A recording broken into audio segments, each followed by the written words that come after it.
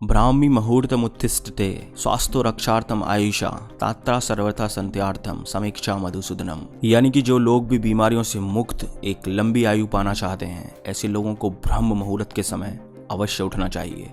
आयुर्वेदा ब्रह्म मुहूर्त चमत्कारिक पल या अमृत बेला सूर्योदय से ठीक 96 मिनट पहले का वो रहस्यमय और चमत्कारिक समय जिसका ठीक से उपयोग करना अगर आप लोगों को आ गया तो कुछ ही समय में आपकी लाइफ में आए चेंजेस को देखकर आप दंग रह जाओगे और आप अपने किसी भी ड्रीम को इतनी आसानी से अचीव कर लोगे जिसके बारे में आपने कभी सोचा भी नहीं होगा। आप किसी भी स्किल्स में इतनी जल्दी मास्टर बन जाओगे जिसे देखकर आप खुद भी हैरान रह जाओगे, क्योंकि ब्रह्म मुहूर्त में किया गया कोई भी काम ठीक उसी तरह से विकसित होता है जैसे कि पानी, खाद और सूरज की प्रेजेंस में कोई पौधा। इसीलिए इस समय को द क्रिएटर आवर्स भी कहा गया है। और ये मैं कोई सो-कॉल्ड जादू टोने की बात नहीं कर रहा हूँ। आज मैं ये बात आपको एंशिएंट और मॉडर्न दोनों साइंसों से प्रूफ करके दिखाऊंगा। So let's get started.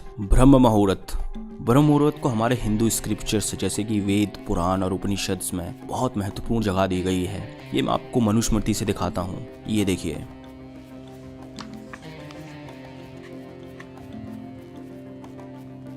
ब्राह्म मुहूर्तम विद्येत धर्मार्थ चानु चिंतयेत काया कलेसा च तन्मूलान वेदद्वार्थमेव च।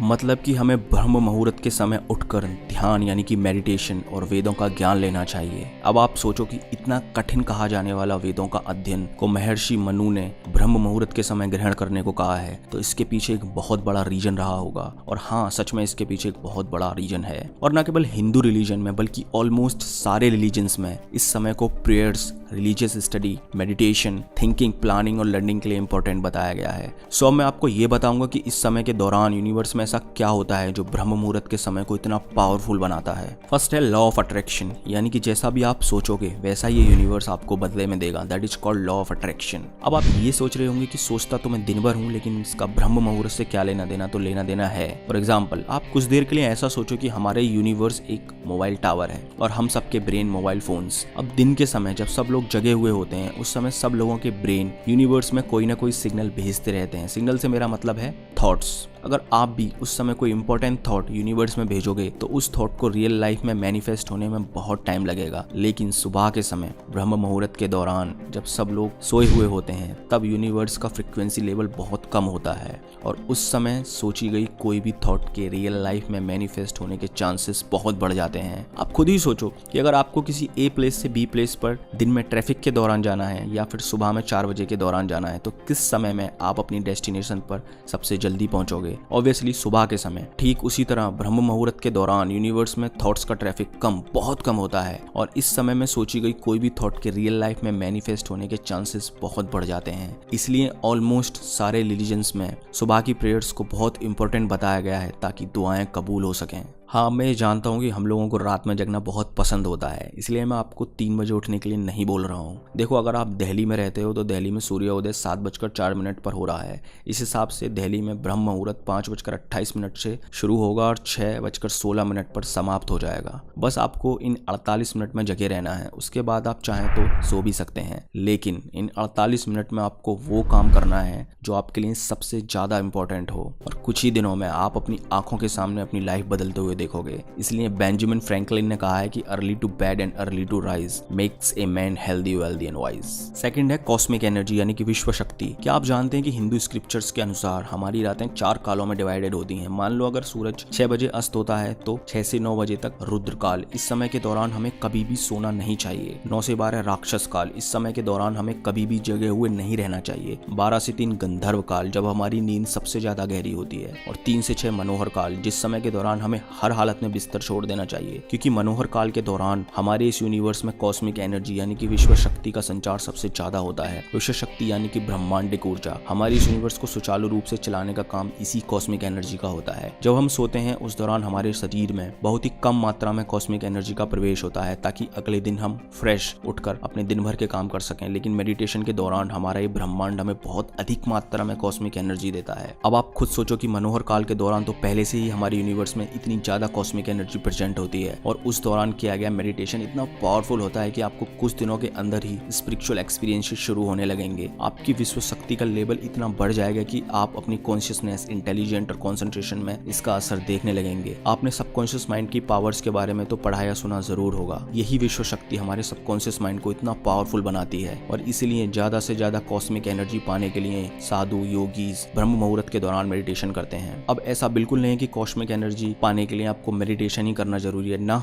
बिल्कुल नहीं। अगर आप प्रेजेंट में रहना सीख लो तो भी आपको मेडिटेशन के बराबर ही कॉस्मिक एनर्जी मिलेगी। बिलीव नहीं हो रहा तो खुद से चेक कर लो। इस वीडियो को 1 मिनट के लिए पॉज करो और प्रेजेंट मूवमेंट में ध्यान लगाओ, तो आप देखोगे कि प्रेजेंट मूवमेंट में आते ही आपका ध्यान सबसे पहले आपकी सांसों पर जाएगा, जैसा कि हम मेडिटेशन के दौरान भी करते हैं। मेरा कहने का मतलब बस इतना ही है कि ब्रह्म मुहूर्त के दौरान हमारे यूनिवर्स में बहुत ज्यादा कॉस्मिक एनर्जी होती है और उस समय के दौरान कंसंट्रेशन के साथ किया गया कोई भी काम, चाहे वो पढ़ाई हो, मेडिटेशन हो या कुछ भी हो, उस काम के रिजल्ट्स आपको एक्स्ट्रा ऑर्डिनरी ही मिलेंगे। थर्ड है सर्केडियन रिदम। जिस तरह से दिमाग और बॉडी एक दूसरे से इंटरकनेक्टेड होते हैं, ठीक उसी तरह से हम और हमारा यूनिवर्स एक दूसरे से जुड़े हुए हैं। आप तो ये जानते होंगे कि हमारी धरती सूर्य के चारों ओर चक्कर लगाती है, तो सुबह के समय जब सूरज की पहली किरण हमारी धरती पर पड़ती है, तब सूरज के चार्ज्ड पार्टिकल्स के चलते धरती बहुत पावरफुल मैग्नेटिक फील्ड जनरेट करती है, जिसके चलते हमारी बॉडी और दिमाग में बहुत सारे केमिकल रिएक्शंस शुरू हो जाते हैं और हमारे ब्रेन का सुपर कैस्मेटिक न्यूक्लियस बॉडी को सिग्नल देने लगता है कि बाहर की दुनिया में उजाला हो गया है और बॉडी उठने के लिए तैयार होने लगती है। जैसे कि बॉडी का टेम्परेचर गिरने लगता है, ब्रेन का पीनियल ग्लैंड बहुत अधिक मात्रा में मेलाटोनिन रिलीज करने लगता है और ये सिस्टम लाखों सालों के इवोल्यूशन के बाद जाके डेवलप हुआ है। अब आप ये दोनों डायग्राम्स को देखिए। पहला है सर्केडियन रिदम और दूसरा है आयुर्वेदिक दोसाज टाइमिंग्स। सुबह के 4 बजे हमारी बॉडी का टेम्परेचर सबसे कम और ब्रेन में मेलाटोनिन का लेवल सबसे ज्यादा होता है और लगभग सुबह में 7:30 के आसपास हमारा ब्रेन मेलाटोनिन बनाना पूरी तरह से